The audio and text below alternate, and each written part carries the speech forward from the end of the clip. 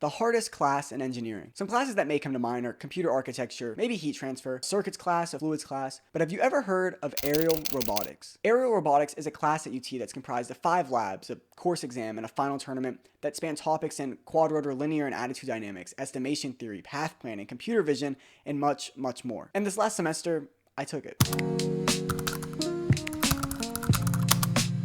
Well, it is now January 19th, and I'm finally starting Lab 1. I say finally, it isn't due until February 3rd, but you know, the early bird gets the worm, and I'm hungry. Was that tough? Was that a tough quote? Anyways, this lab seems to be mainly writing code for matrix manipulation in MATLAB. Never used MATLAB, so should be a cool experience trying to learn that. The goal of this lab is to simulate the dynamics of an aerial object using these matrix calculations. I wish I could tell you more, but I'm just now looking at it, so hopefully there's gonna be a future me that's voicing over the little montage of me working on this lab. Hopefully he got it done, you know? But now it's time to get started on the first lab of this class. Yeah. As I mentioned, this lab's goal is to create a simulator for a quadrotor or a drone using differential models. The implementation required first creating conversion scripts to switch between different attitude representations. Attitude is the angular orientation of an object. The attitude representations used in these labs were Euler angles and direction cosine matrices.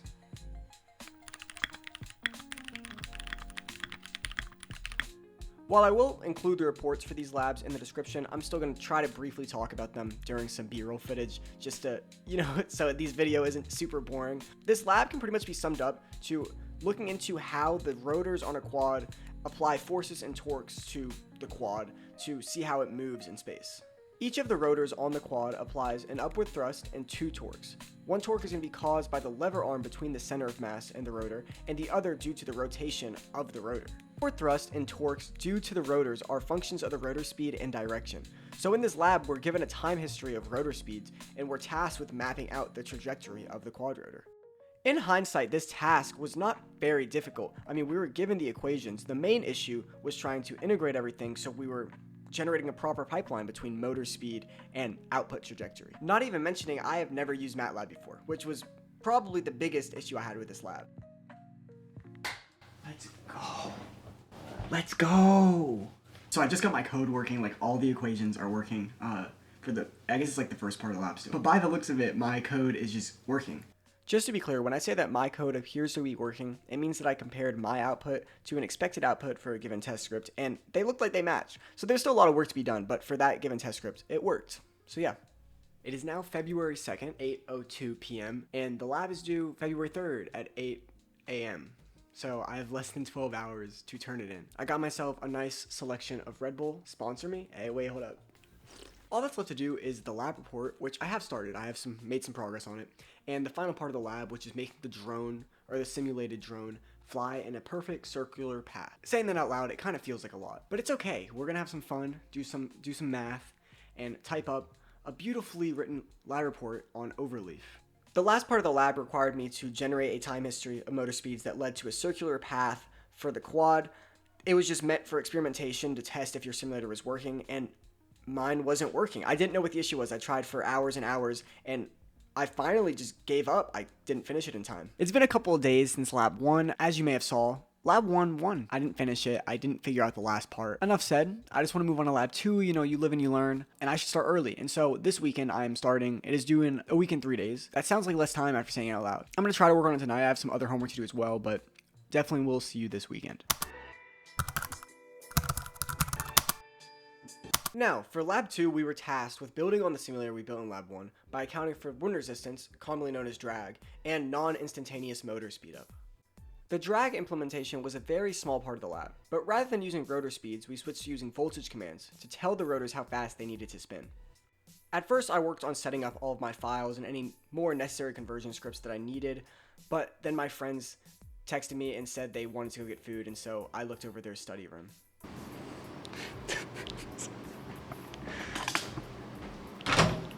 Why didn't you take a picture of me while I look cool? Because I'm taking a video, so you look even cooler.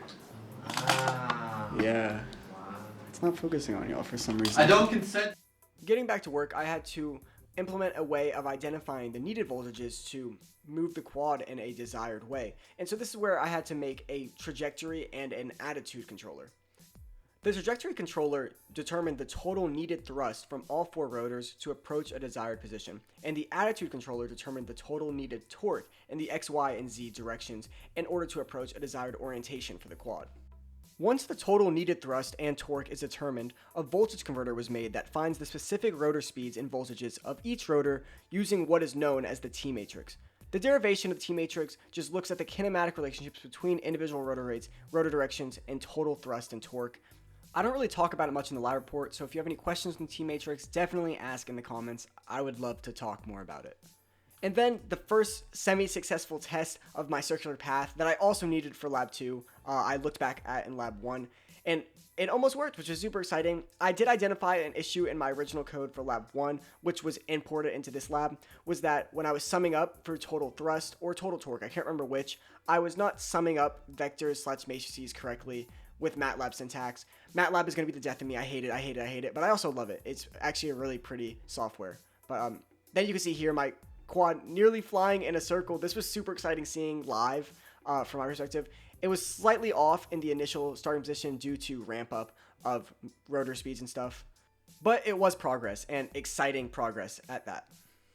Pretty good.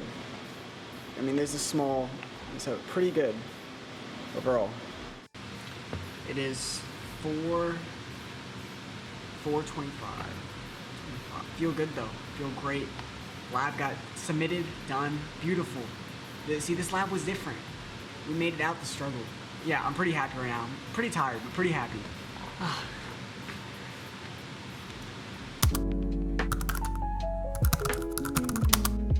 Right now it is 10 a.m. on Saturday, and I gotta get to work 2 labs due Monday, one of them being aerial robotics, and I haven't gotten super duper far in it. It is what it is. We're gonna get to work. Hopefully it goes well. In labs 1 and 2, we assume that we know the true perfect position and orientation of the quad, but in real life that isn't true. Robots navigate using sensors, and sensors are imperfect. They introduce noise into the system, and lab 3 explores that idea. We build differential models of sensors to try to replicate an estimated state and use that estimated state to move through space. Okay, we're starting for the day.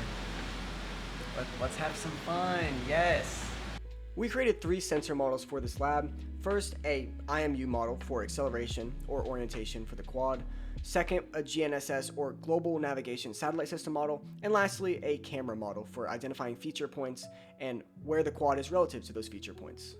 This lab, in comparison to the other 2, in my opinion, were much less difficult. I mean, here you could see my circle after doing all the estimation. It was less difficult because you were just stacking on top of the difficult code and math written in the previous labs and just adding on an idea of imperfect estimation of your state.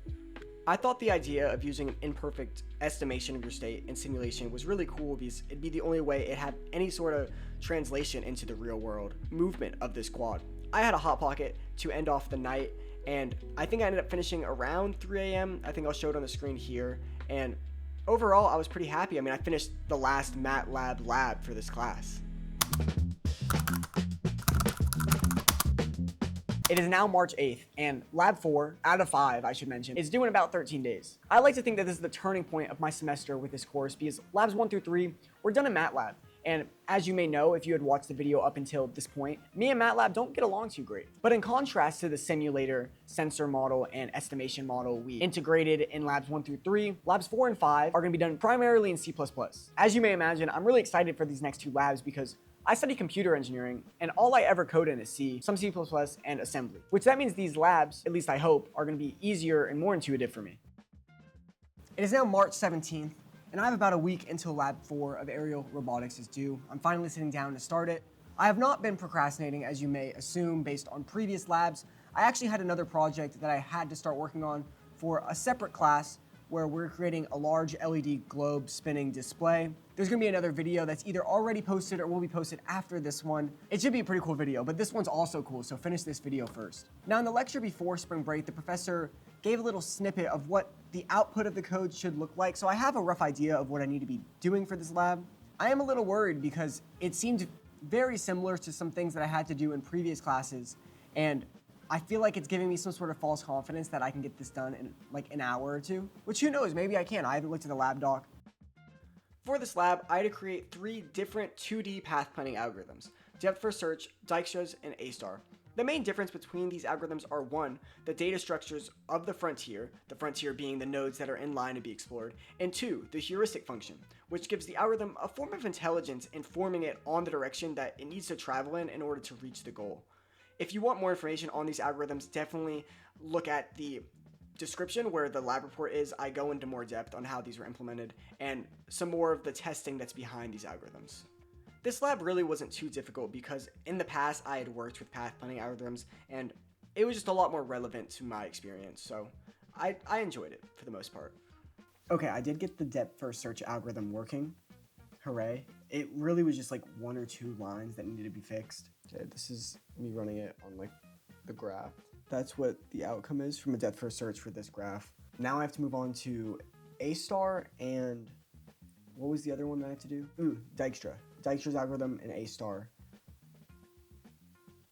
Very fun, very fun. Very eventful night ahead. It's been a while since I've recorded from the apartment, but here we are. Lab 4 is due tonight. Really, it's due tomorrow at 8 a.m., but the goal is to finish it by 12 a.m. tonight. But for Lab 4, all I have left to do is gather measurements for the report and then finish up the report. So there is work to be done, but I think that I can get it done in a few hours or less. It's almost 6 right now, so I have around 6 hours to reach my goal of finishing it before tomorrow. While implementing the 3 different search algorithms for this lab wasn't super difficult, the report for this lab was pretty difficult for some reason. There was just more questions than the other labs because the code was much easier, so the report was where the difficulty was, and so a lot of graphing. Making graphs and plotting data for the last hour and a half now. I think I collected all the data needed for questions 5, 6, and 7. There's only question 8 after that. Either way, I'm taking a break. Something about plotting graphs over and over again for an hour and a half really takes it out of you.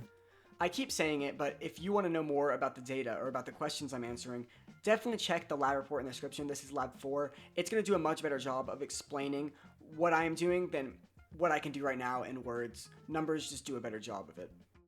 Super exciting. I just did like the last part, not in the report, but for the actual like implementation part of the code where I had to export the path found after some polynomial smoothing and ran it through the simulator that we built, labs 1 through 3. I think it worked pretty much first try. Right there is the XY plot exported out of the Pathfinder after polynomial smoothing. It looked kind of funky, but if we go over and look at what MATLAB exported, that's what MATLAB exported.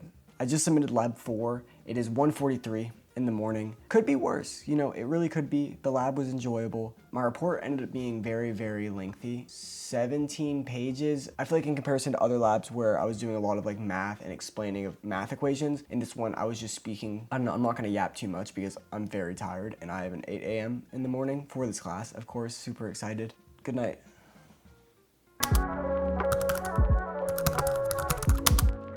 For Lab 5, I was really busy at this time of the semester, so I didn't get any clips of me doing work or talking, so I was going to brush over right now what I did for the lab. The first goal of this lab was to create a structure computer, which, using different images from different cameras in different positions or angles, looking at the same feature point, it identifies the position of that point in 3D space. Again, if you're interested in the math or what the structure computer actually is doing, check in on the lab report or ask in the comments. I'd love to talk about it more. The second goal of this lab was to use that structure computer to find the position of red and blue balloons in 3D space, given a data set of camera images, positions, and angles. For this, we used OpenCV, and it was just like a pipeline of image processing into the structure computer. I might have mentioned this in the video, but my one main issue that I ran into is I forgot to convert the OpenCV pixel coordinate system to the proper convention that we were using for our structure computer. I also have done computer vision before. Check out this video up here, I think, if you want to go see me learn computer vision. Okay, back to the video. I just finished the lab, finally. It took me way too long. It's 11:45 a.m., which means it's in the morning. It's after my lecture. I had it at 8, and the lab's due at 11:59 tonight, so finishing it now is great. I know that I'm talking really fast, but I'm just really happy that I finished the lab. It was the last lab. Well, I just realized that it's the last lab. That makes me even more happy. It's April 9th. I don't have my watch on. I think it's like 7:20, hopefully, because I have to get to class. I have 8 a.m. Exam is tonight at 7. I started studying yesterday, if I'm being honest. So hopefully I can pull together today. It's not until 7 tonight, so I have around 11 hours. The exam does look scary, but I was able to do most of the practice exam with the notes. And the only issue I can imagine is time. I mean, we only have 2 hours. And there's a lot of questions. And one of the questions yesterday took me 40 minutes for 8 points. Yeah, that's all I got. The tournament required us to create an auton stack for the quad to navigate an obstacle course, pop 2 balloons by running into them, and then navigating to a end goal position. This sounds simple in theory, but the Auton stack has to plan a path for the quad, generate a trajectory, check if the trajectory is valid, and if it's not valid, recalculate the trajectory. And then this process is looped until complete. We would not have completed this project if it wasn't for my teammate Alexa. She was so locked in and completely carried this lab while I worked on the LED glow project. Definitely watch that video after this one if you haven't seen it. So huge shout out to Alexa. I mean, I cannot understate how much work she put into this lab. She did such a great job. Our other teammate worked on the computer vision portion of the tournament, which isn't directly connected to the obstacle course portion of the tournament, but it was a decent part of the grade, and he did a great job. So shout out Gino. This final project really opened my eyes to how complicated and complex it can be to autonomously move a robot. When looking at trajectory, you're not just looking at position, you're also looking at velocity, acceleration, maybe a higher order, and you're optimizing on how fast you can get there. And so the process is really confusing and complicated and high level. And what was really interesting was seeing the translation between the simulated movement of the quad and putting it onto a real world drone.